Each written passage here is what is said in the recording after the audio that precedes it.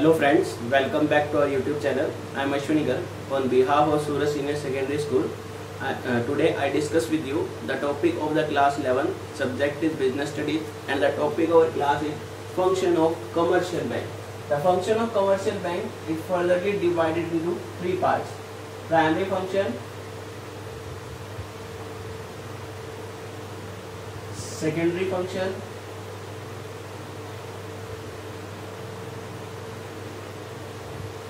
electronic banking services. These are the three functions of the commercial bank. Primary function like as the accepting deposits, advancing loans. Means कभी भी आपका कोई commercial bank है, उस bank के पास कभी भी कोई भी मनी अगर डिपॉजिट की जाएगी तो वो बैंक मनी को एक्सेप्ट करता है, वो एक्सेप्टिंग डिपॉजिट में। इसी तरह बैंक जो है अपनी डिपॉजिट को फर्दर पार्टी को लोन के रूप में प्रोवाइड करता है, वो आपका क्या बन जाएगा, एडवांसिंग लोन। इसी तरह सेकेंडरी फंक्शन में आपकी लोकल फैसिलिटी आ जाएगी, या फिर आप ये कह सकते हो बैंक ड्राफ्ट आ जाएगा, लोकल फैसिलिटी, बहुत सारी फैसिलिटीज हैं जो आपके बैंक के सेकेंडरी फंक्शन में आएगी। इलेक्ट्रॉनिक बैंकिंग सर्विस के अंदर आपका डेबिट कार्ड फैसिलिटी है, क्रेडिट कार्ड फैसिलिटी है, नेट बैंकिंग है, मोबाइल बैंकिंग सर्विस, ऐसी बहुत सारी फैसिलिटीज हैं जो आपकी इलेक्ट्रॉनिक बैंकिंग सर्विस के अंदर आएंगी। Today I discuss only the part of the primary function, and the part of the primary function is the accepting deposit. What do you mean by the first function, accepting deposit of the commercial bank?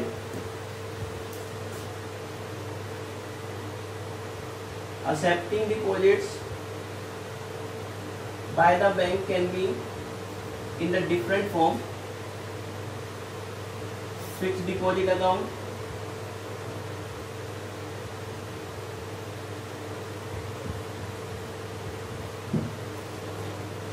current account,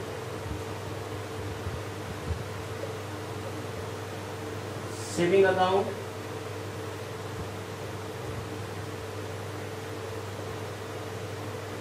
recurring deposit account,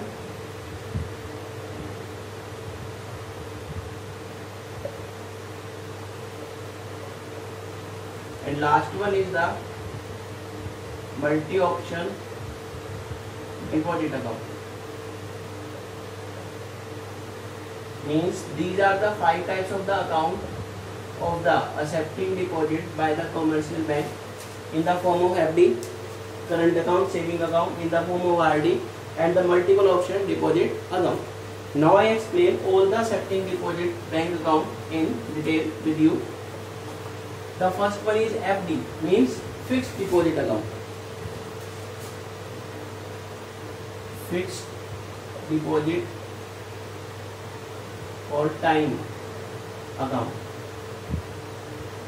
नाम से mention है fix deposit. इसके अंदर जो amount है वो आपकी fix रहेगी, एंड फिक्स टाइम, इसके अंदर जो टाइम पीरियड है वो टाइम भी आपका फिक्स रहेगा। आप टाइम पीरियड 1 ईयर के लिए एफडी करवा सकते हो, 5 ईयर के लिए एफडी करवा सकते हो। इसके अलावा और भी टाइम पीरियड है, आपको कभी भी जितनी भी अमाउंट की एफडी करवानी है वो एफडी आप फिक्स डिपॉजिट अकाउंट में करवा सकते हो।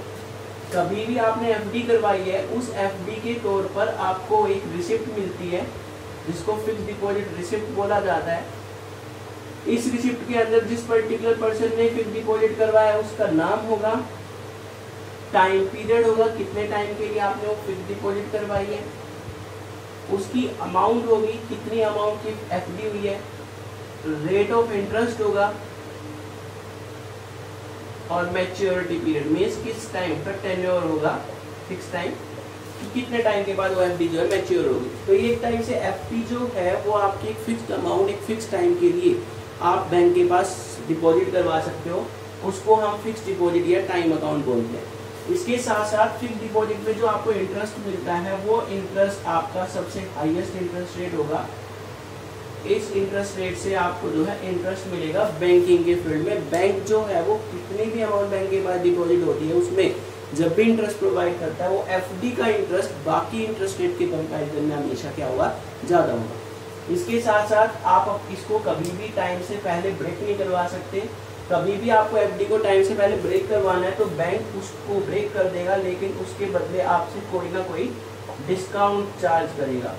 तो बैंक उसके लिए डिस्काउंट चार्ज करेगा और आपको वो अमाउंट जो है रिफंड कर दी जाएगी। तो एक टाइप से जो आपका फिक्स डिपॉजिट अकाउंट है, उस फिक्स डिपॉजिट अकाउंट को हम इस बेस पर एक पर्टिकुलर टाइम के बाद उसकी पेमेंट करनी है, जिसको हम टाइम लायबिलिटी बोलते हैं बैंक के लिए।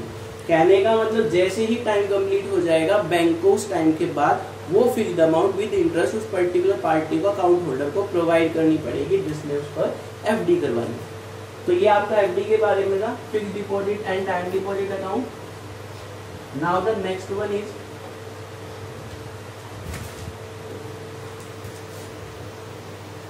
Current account. बैंक के अंदर ही कोई फैसिलिटी प्रोवाइड की जाती है एक्सेप्टिंग डिपॉजिट की फॉर्म में, जिसको हम करंट अकाउंट बोलते हैं। ये करंट अकाउंट एक ऐसा अकाउंट है जो मेनली बिजनेसमैन के लिए, बिजनेस पर्पज के लिए ओपन किया जाता है। वो क्यों? क्योंकि इसमें एक फिक्स्ड अमाउंट बैंक के अंदर डिपॉजिट की जाती है। उस अमाउंट की डिपॉजिट होने के बाद आपकी जो नंबर ऑफ ट्रांजेक्शन्स हैं वो आपकी बिल्कुल फ्री हो जाएगी। आप नंबर ऑफ टाइम बैंक में पैसा डिपॉजिट करवा सकते हो और नंबर ऑफ टाइम आप बैंक से पैसा विड्रॉ कर सकते हो। उस पर बैंक आपसे किसी भी टाइप का कोई भी चार्ज नहीं लेगा। तो जो भी आपके बिजनेस ऑर्गेनाइजेशन है या बिजनेसमैन है, उनकी बैंकिंग के साथ डीलिंग है, वेरियस टाइप की पार्टीज के साथ डीलिंग होती है, तो उन्हें अमाउंट की पेमेंट भी करनी पड़ती है और उन्हें जब भी उन्होंने गुड्स ऑर्डर किया तो उनकी अमाउंट मिलेगी भी। और उसके साथ साथ पार्टी का जो डिस्टेंस है वो एक प्लेस से दूसरे प्लेस पर होता है, तो पार्टी एक दूसरे से face to face money transfer नहीं कर पाती, तो वहाँ पर करंट अकाउंट जो है मेन रोल प्ले करता है। उससे इसमें क्या होगा, बैंक अगर आपके बिजनेसमैन को पेमेंट करनी है तो वो करंट अकाउंट में पैसे डिपॉजिट करवाएगा और वहाँ से वो उस पार्टी के अकाउंट में मनी ट्रांसफर हो जाएगी। ऐसे ही अगर किसी पार्टी ने मनी सेंड किया आपके करंट अकाउंट में तो आप उससे पैसे विड्रॉ कर सकते हो। तो बैंक जो है वो आपकी डिपॉजिट और विड्रॉ, नंबर ऑफ ट्रांजेक्शन में कोई लिमिट नहीं है। इसमें कितनी भी ट्रांजेक्शन आप कर सकते हो, कितनी बार भी पैसे डिपॉजिट करवाओ, कितनी बार भी पैसे निकलवाओ, बैंक इसमें कोई चार्ज नहीं लेगा। अब सिंपल सी बात है, इसमें आपको पैसे बैंक से निकालने हैं तो इसको डिमांड लायबिलिटी बोलते हैं। ये बैंक के जो लिए डिमांड लायबिलिटी है, जैसे ही आप बैंक में जाकर डिमांड करोगे बैंक को क्या करना पड़ेगा, पेमेंट करनी पड़ेगी। तो ये भी एक टाइप से डिपॉजिट ही है आपकी। इसके बाद नेक्स्ट वन है आपका सेविंग अकाउंट।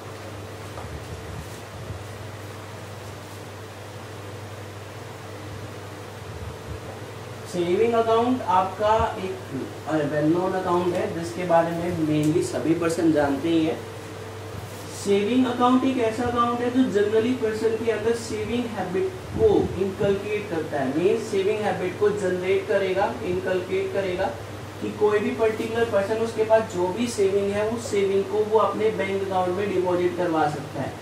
हाँ, इसके अंदर नंबर ऑफ ट्रांजेक्शन्स की लिमिट होती है कि आपको जो है अपनी कम से कम ट्रांजेक्शन 6 मंथ के अंदर नियर अबाउट 20 करनी है, लेकिन आपको इसके अंदर एक फिक्स टाइम के अंदर एक ना एक ट्रांजेक्शन विड्रॉ की करनी ही होगी। ये नहीं कि आप बार बार मनी डिपॉजिट करवाते जा रहे हो विड्रॉ कर नहीं रहे, तो वहाँ पर आपको प्रॉब्लम फेस करनी पड़ सकती है, आपका बैंक जो अकाउंट वो ब्लॉक कर दिया जाएगा। इसलिए सेविंग बैंक अकाउंट में आपको टाइम टू टाइम जो भी डीलिंग करनी है वो डीलिंग तो आप करोगे ही। इसके साथ आपकी जो सेविंग है वो सेविंग आप बैंक में डिपॉजिट करवा सकते हो और बैंक इस पर आपको एक फिक्स रेट से इंटरेस्ट प्रोवाइड करता है।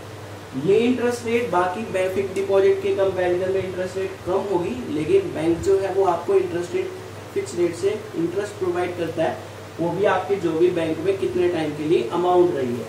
तो सेविंग बैंक अकाउंट को भी आप क्या बोल सकते हो, demand liability for the bank बोल सकते हो। Demand liability for the bank क्यों बोला जाता है, क्योंकि इसके अंदर जैसे ही आप बैंक में जाकर डिमांड करोगे अपने अकाउंट से पैसे विड्रॉ करने के लिए, तो बैंक को क्या करना पड़ेगा, मनी विड्रॉ करके देनी पड़ेगी। तो इसलिए इसको demand liability of the bank बोलते हैं। इसके बाद नेक्स्ट वन है आपका रेकरिंग डिपॉजिट अकाउंट।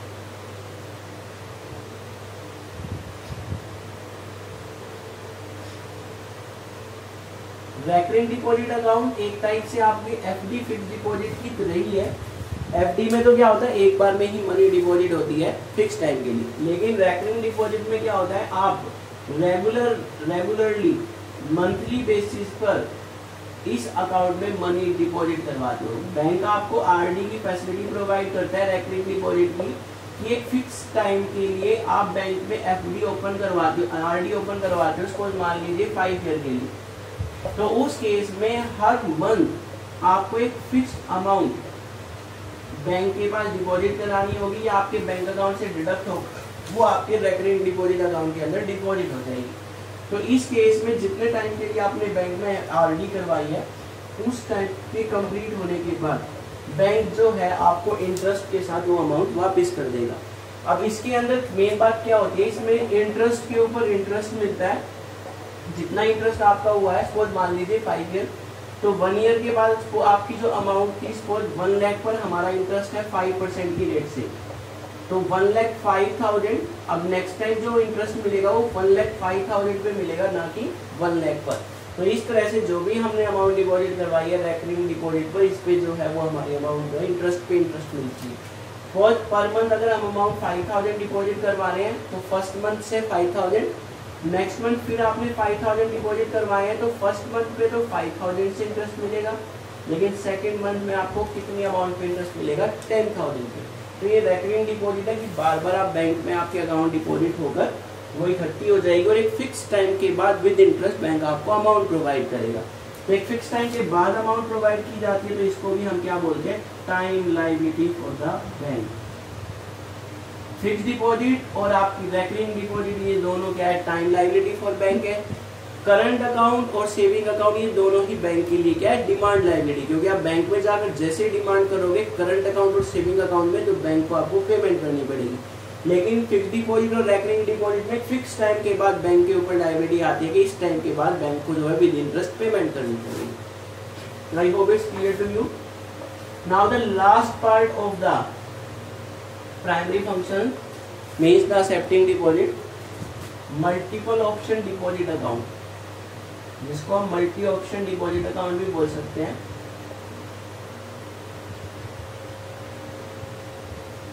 इस बैंक अकाउंट में बैंक आपको डबल बेनिफिट प्रोवाइड करता है। कहने का मतलब आपको इसमें हाई रेट से इंटरेस्ट मिलेगा और दूसरा आपका जो चेक है वो डिसऑनर होने के केस से बच जाएगा, वो डिसऑनर नहीं होगा। वो कैसे कि कभी भी हम मल्टी ऑप्शन डिपॉजिट अकाउंट खुलवाते हैं तो एक टाइप से कि हमारा सेविंग अकाउंट है, इस सेविंग अकाउंट में कभी भी हमारी जो मनी डिपॉजिट अमाउंट है, अमाउंट डिपॉजिट जो हमने करवाई है, कभी भी वो एक्सेस हो जाए फ्रॉम द लिमिट,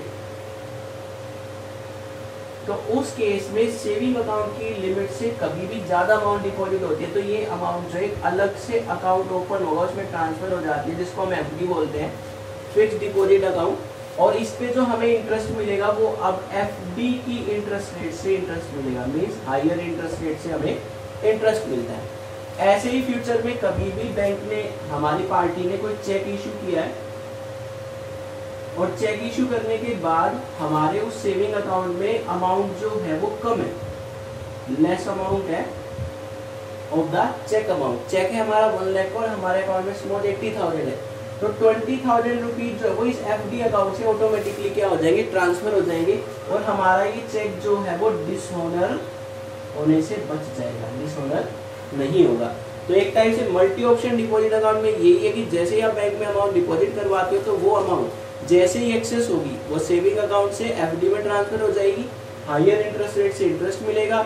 और ऐसे ही आपने कभी चेक इशू किया और वो अमाउंट जो है चेक इशू वाली अमाउंट आपके बैंक अकाउंट में अवेलेबल नहीं है, तो ऑटोमेटिकली उस एफडी से आपकी अमाउंट जो है सेविंग अकाउंट में ट्रांसफर हो जाएगी और रिमेनिंग अमाउंट पर एफडी की रेट से इंटरेस्ट मिलेगा और आपका चेक डिसऑनर होने से बच जाएगा।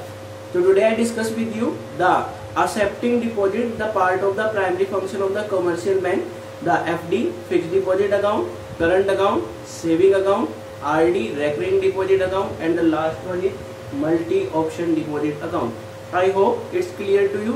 Thanks. Have a nice day.